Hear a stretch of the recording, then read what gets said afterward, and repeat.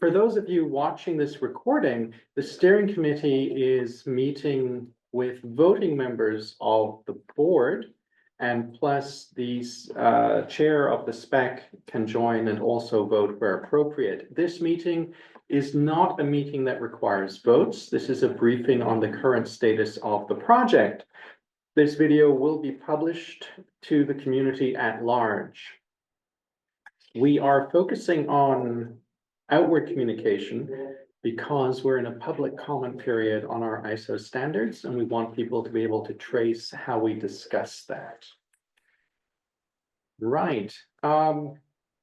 If you want context for it, it's written up here, how it works in detail. And essentially, then this is one of the formal aspects of the project decision-making process. The steering committee doesn't always meet. When we're not doing anything with our standards, there's no point in the steering committee meeting. But recently, with looking at potential updates to the standards, it's very important for this to occur.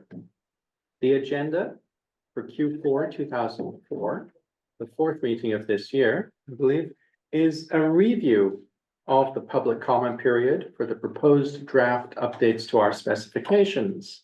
A note on the ISO periodic review of JTC1 past standards, space for any other business where anyone can mention anything they want, and then we'll close the meeting. As we go, I'll explain why each item is important. The public comment period, most of you will be familiar with, but not all. In the last 2 years, ideas and notes have been consolidated around ISO 5230 and ISO 18974. These notes have been consolidated into proposed draft updates to those ISO standards. That does not mean we're updating them. It means we've consolidated ideas into proposed drafts. We have a process that when ideas are consolidated, we then go into a public comment period where those suggestions are frozen, but people can make notes that are based on typos, editorial errors, or clarity errors. This public comment period is an important part of the auditing process of how we make standards. 6 months ends on the 19th of December. This will be followed by a 3-month freeze period, which nothing will happen with the standards, but we'll communicate that there's a proposed change to them, and anyone in the world can make a comment or a suggestion as needed. And then after that, around March 2025, those drafts will come to this committee, which will discuss and make a decision. Do we update the ISO standards with some changes now, or later, or not at all, or with changes? So this is a procedural matter. The procedural matter is being run through GitHub. So we are doing pull requests and issues and so on in ISO 5230, ISO 18974. All open comments and suggestions are closed at the moment. So basically everything that anyone has said so far in the public review period has been addressed. And some board members have been active contributors. Mary's been on a lot of calls, done a ton of work on helping steer the ship safely and making sure we stay on focus. Yeah, it's key. It's key. And it's really great to have, board member present so often on the calls. And basically you can go onto GitHub and see every comment, every issue, and look at how it was addressed on which call and why. So there's a traceability trail of every idea and suggestion. Has anything exciting happened? Not really. What's the biggest suggested change? Period of renewal of double checking your conformant from 18 months to 12 or 24. Currently suggested 12 months. Annual cycle. Rationale: 18 months was out of annual cycle purposefully because open source compliance was a bit strange, and the idea was to have it stick out in the review cycle so people wouldn't just lump it together with everything being done in January. That doesn't seem relevant now because open source process management and compliance is normal. Everyone knows they need to do it. And annual alignment would fit better with other ISO standards. Other stuff small changes, nothing too exciting, but you'll find it on GitHub. I raised this, and I raised it in the last steering committee meeting, and I know you've heard it as a board member about 200 times this year, but the purpose again is to make utterly clear to everyone precisely what we're doing, why, and how.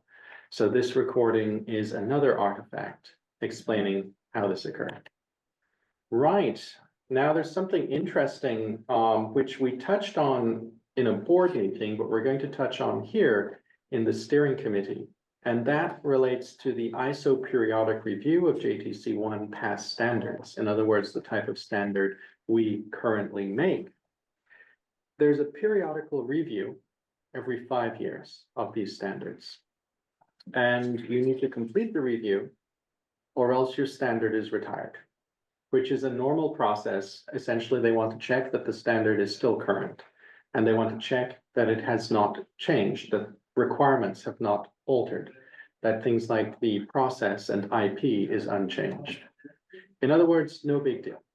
For example, if we say 5230 is still valid, people are still using it, and we're not currently changing the document, then that's it. We're done on the periodical review. As far as we can tell at this juncture, we're still waiting for more briefings from Joint Development Foundation on the details of the process. But we do have some considerations from this review process with regards to the draft updates to the standards in play. And this is being flagged now to the steering committee because you will be making the decisions down the line on the draft updates to the standards. Something that we're not going into detail today on relates to the fact that not the periodic review, but a change to a standard, changing sections, changing terms might trigger a change to the standard number. And that would have implications which we need to consider strategically. So at some point, March 2025, public comment period, freeze period done, you'll have an updated variant of 5230 on your desk in this steering committee. And you'll have to decide if you are interested in that variant becoming an update to the ISO standard. And that decision will be far more than simply deciding to update 5230 and it's staying the same. It will potentially iterate the ISO number on the standard. We're going to get more details from Joint Development Foundation. We've asked them to clarify precisely what will be required and what would trigger things like a change to the ISO number. But it's something to flag, and this is our Q4 meeting. So the Q1 2025 meeting could very well be when you have to be ready to examine this. We will socialize to the voting members all of the data necessary to be fully aware of what's going on and to make decisions.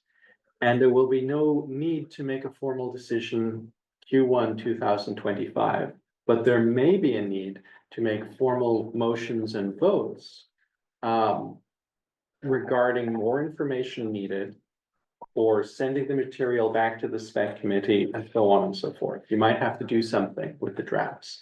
At the very least, at the next meeting, you'll have to give guidance to the community about the periodical review process, the potential triggering of ISO number changes if we create an updated version of the standard, and strategically, the consequences you would perceive that as having to the market itself.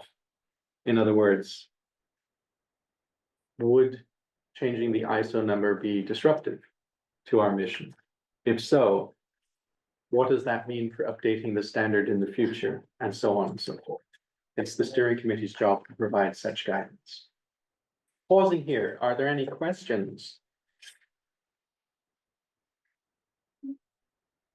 Right, if there's no questions on that, we've flagged what's happening, and our required action items, as I mentioned, are, as we can formally tell, our board will prepare and send a letter to our past mentor confirming that the current spec is stable. 5230 2020 is stable. it is supported, and there's no changes to the underlying terms of that current spec.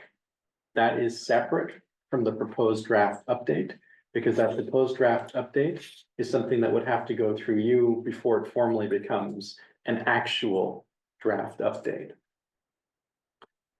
That's what we're doing, and updates to follow. Right, pausing here.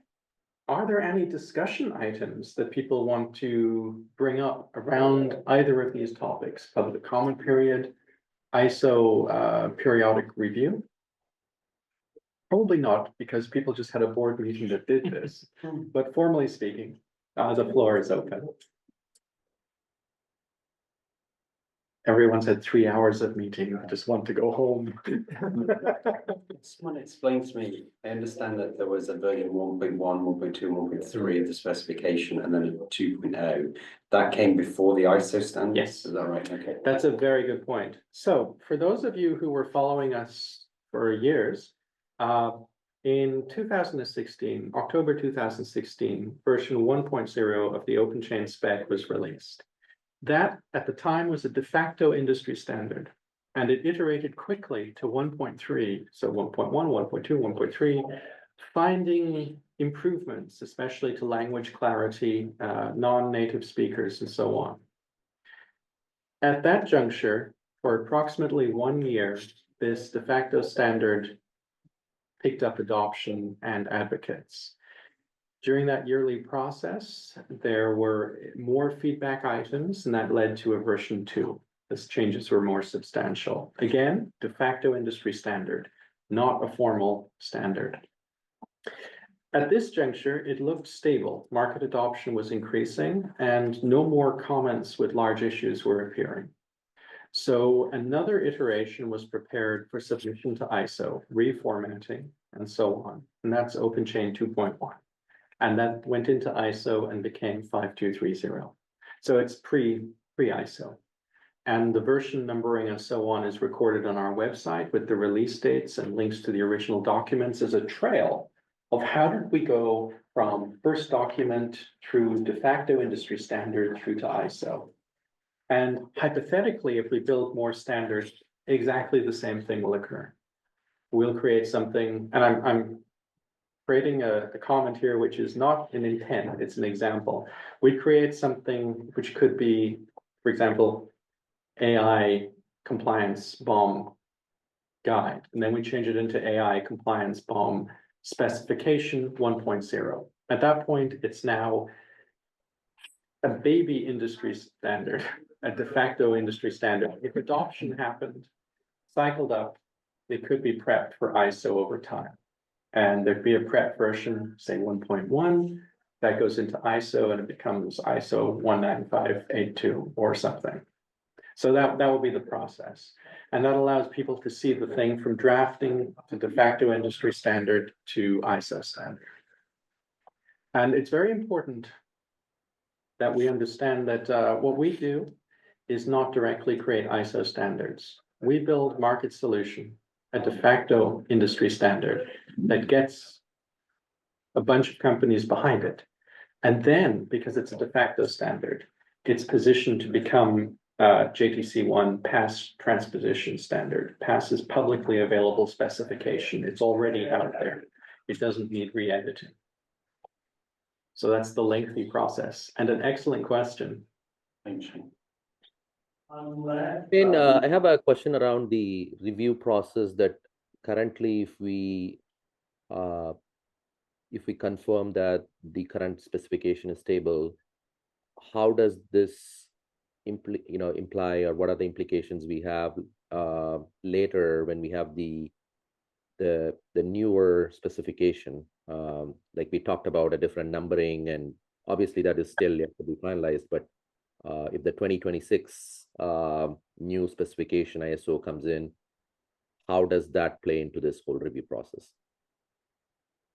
Well, what happens is after we do the public comment and freeze period on the proposed draft updates to our specifications, the steering committee has complete control over whether those proposed draft updates are turned into a spec, re-edited, or dumped.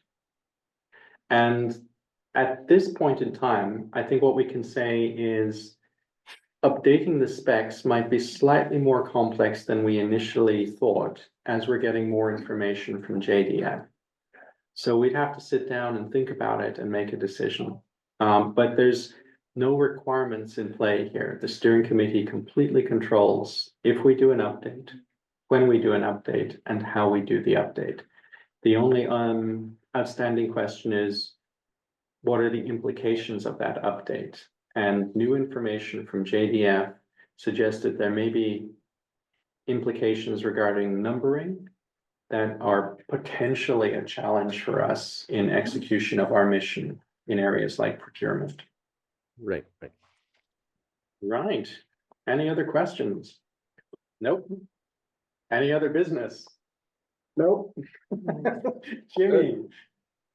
Oh, hello. Did someone say something? Oh, no, I just said all good. Okay. You scared us. You nearly became the most unpopular person in the OpenChain project. No, I was merely All ready right. to go myself. Yeah. All right. Can we get a motion to close the meeting? I will. Mary, can I get a second? I'll second. Not 2 seconds. And with that, everyone in favor of closing the meeting, say aye. Aye. Aye. Anyone in opposition, say nay. Hearing none. Anyone wishing to abstain? Hearing none either. Thank you very much. We're out. Thank you all. Thank Thank you. you very much. indeed. Thank you.